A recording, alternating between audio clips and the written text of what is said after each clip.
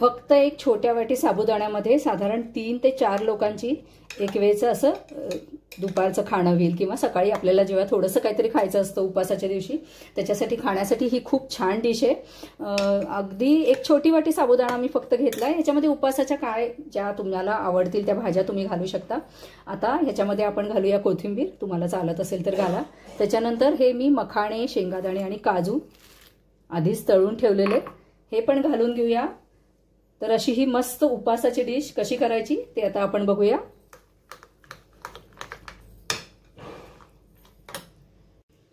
नमस्कार मंडळी, healthy food कट्ट्यावर सगळ्यांचं खूप स्वागत।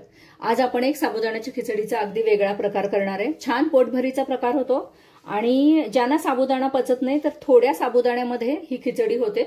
हा छोट्या वाटीने मी साबुदाणा भिजवून घेतलेला आहे आणि या खिचडीचं वैशिष्ट्य असं आहे की साबुदाणा जरी भिजवलेला नसला तरी सुद्धा ही साबुदाण्याची खिचडी आपण ऐन वेळेला करू शकतो किंवा जो बारीक साबुदाणा मिळतो त्याची खिचडी जरी केली तरी सुद्धा चालेल। अगदी मोजकं साहित्य लागतं ह्याच्यासाठी, तसंही आपण उपासाला फार जास्त पदार्थ वापरत नाही।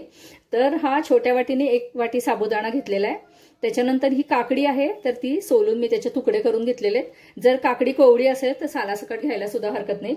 एक बटाटा मध्यम आकाराचा तो पण सोलून चिरून घेतलेला आहे। त्याच्यानंतर काजू, शेंगादाणे हे ऐच्छिक आहे। त्याच्यानंतर मी याच्यामध्ये घालणारे मखाणे, आता आपल्याला सगळ्यांना माहिती आहे मखाणे खूप पौष्टिक असतात आणि मखाण्याचं असं वैशिष्ट्य आहे की ते वेट लॉससाठी आपल्याला उपयोगी पडतात। पोट भरलेलं राहतं। आपण जेव्हा मखाण्याचं काही एखादा पदार्थ खातो तर परत परत खायची इच्छा होत नाही, त्याच्यामुळे त्याचा वेट लॉससाठी उपयोग होतो आणि अर्थात पौष्टिक तर आहेच। तर इतक्या मोजक्या साहित्यामध्ये आपण ही उपासाची खिचडी करणार आहे। बऱ्याच जणांना उपासाला भगर चालत नाही तर त्याच्यासाठी एक छान पर्याय आहे। त्यानंतर मी अशी एक टिप तुम्हाला सांगते, साबुदाणा जेव्हा आपण आणतो तेव्हा तो छान भाजून ठेवायचा, जसं आपण रवा भाजून ठेवतो वगैरे तसं भाजून ठेवल्यामुळे एक तर साबुदाण्याची खिचडी छान मऊ आणि मोकळी होते आणि दुसरं म्हणजे पचायला पण साबुदाणा हलका होतो। पण आज आपण मऊ आणि मोकळी म्हणजे मऊ खिचडी करणार आहे पण मोकळी नाही। काय करायचं ते मी सांगते। तर त्याच्यासाठी मी एक पातेलं तापत ठेवलंय, थोडंसं तूप घेतेय। याच्यापेक्षा कमी तूप घेतलं तरी सुद्धा चालेल कारण तसंही आपण हे पाणी घालून शिजवणार आहे आणि तेल घेतलं तरी चालेल पण उपासाचे जे पदार्थ आहेत तर ते तूप घालून जास्त छान लागतात। जिरं घालूया। जिरं छान तडतडू द्यायची। जिरं अशी छान फुटली की मग याच्यामध्ये घालतीये हिरव्या मिरच्या। तुम्ही तिखट घालू शकता, लाल मिरच्या घालू शकता, ठेचा घालू शकता किंवा बारीक तुकडे जर तुम्हाला आवडत असतील मिरच्यांचे तर ते पण घालू शकता। पण असा मिरच्यांचा नुसता वास लागला आणि तरी त्याचा तिखटपणा पण छान उतरतो तर ते पण छान लागतं। आता ह्याच्यामध्ये आपण घालूया बटाटा, सॉरी मी आधी मखाणे घालते।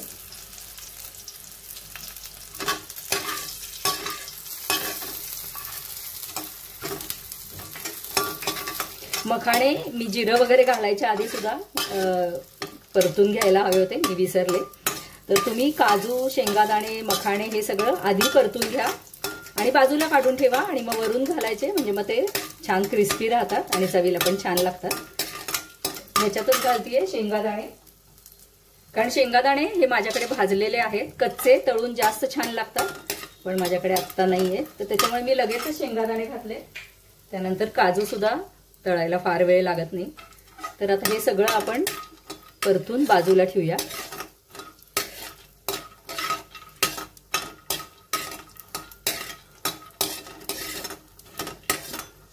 कुरकुरीत होईपर्यंत परतून घ्यायचं, म्हणजे मग ते मध्ये मध्ये खायला खूप छान लागतं। आता घालूया बटाटा।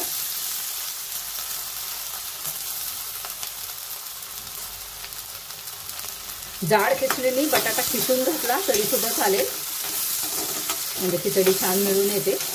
पण अशी सुद्धा मिळून येते, मी दाखवते तुम्हाला।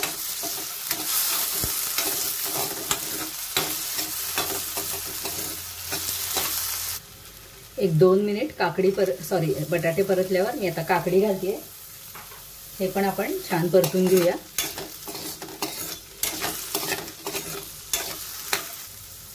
आलं घालूया।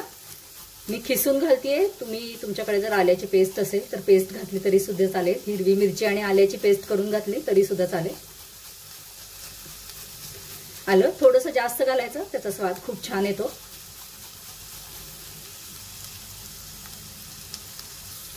2-4 मिनिटं हे परतून झालेले आहे. आता याच्यामध्ये मी घालतेय साबुदाणा.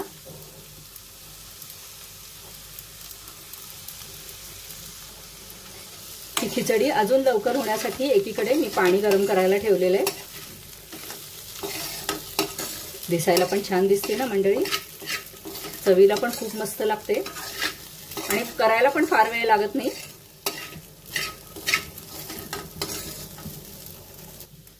हे पण 3-4 मिनिटं परतून घेतलंय. आता याच्यामध्ये आपण घालूया गरम पाणी. तुम्हाला खिचडीची क्वांटिटी किती हवी आहे किंवा किती लिक्विड हवंय तेवढं तुम्ही याच्यामध्ये पाणी घालू शकता. आता हे छान एक उकळी आली की अक्षरशः एका वाफेत ही खिचडी शिजते. याच्यामध्ये घालूया मीठ. उपवासाला जे मीठ तुम्ही खाताय ते घाला. कुणी जिरं खात नाही, कुणी आलं खात नाही, तर तुम्ही जे पदार्थ उपवासाला खातात तर ते पदार्थ घालून ही खिचडी तुम्ही करू शकता.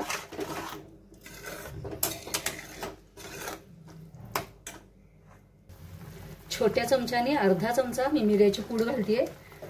पुन्हा तेच की तुम्हाला जर मिरे उपवासाला चालत नसतील तर तुम्ही घालू नका. अगदी 2 ते 3 मिनिटं याच्यावर झाकण ठेवायचे. खिचडी आपली छान शिजते. तुम्हाला शिजल्यावर मी दाखवते. आपली ही साबुदाण्याची खिचडी अक्षरशः 5 ते 7 मिनिटात तयार झालेली आहे. कुणी ज्येष्ठ नागरिक वगैरे असतील त्यांना जर हे चावत नसेल तर तुम्ही काकडी जी आहे तर ती खिसून घातली तरी चालेल. मोठ्या खिसणीने बटाटा, काकडी. आणि आता याच्यामध्ये थोडंसं दाण्याचं कूट घालणार आहे. सालासकट शेंगादाण्याचं कूट केलेलं असल्यामुळे ते असं दिसते, पण सालामध्येच व्हिटॅमिन असतात त्याच्यामुळे शक्यतो मी शेंगादाण्याचं कूट सालासकटच करते. आता हे बघा एवढंसं दाण्याचं कूट घातल्यामुळे ही खिचडी अशी छान मिळून येते. आता 1 मिनिट फक्त शिजवायची ही खिचडी. खिचडी तर शिजलेली आहे, फक्त ते दाण्याचं कूट जे आपण घातलंय तर ते छान मिक्स होण्यासाठी 1 मिनिट फक्त आता गॅसवर ठेवायची. खिचडी तयार आहे. आणि तुम्हाला जर हे दाण्याचं कूट एवढं सुद्धा घालायचं नसेल तर नाही घातलं तरी सुद्धा चालेल, कारण आपण शेंगादाणे काजू वरून घालणारच आहे. तर मंडळी ही उपवासाची रेसिपी तुम्हाला कशी वाटली ते नक्की मला कमेंट करून सांगा. लाईक करा, शेअर करा. चॅनल जर अजून सबस्क्राईब केलं नसेल तर नक्की सबस्क्राईब करा. धन्यवाद.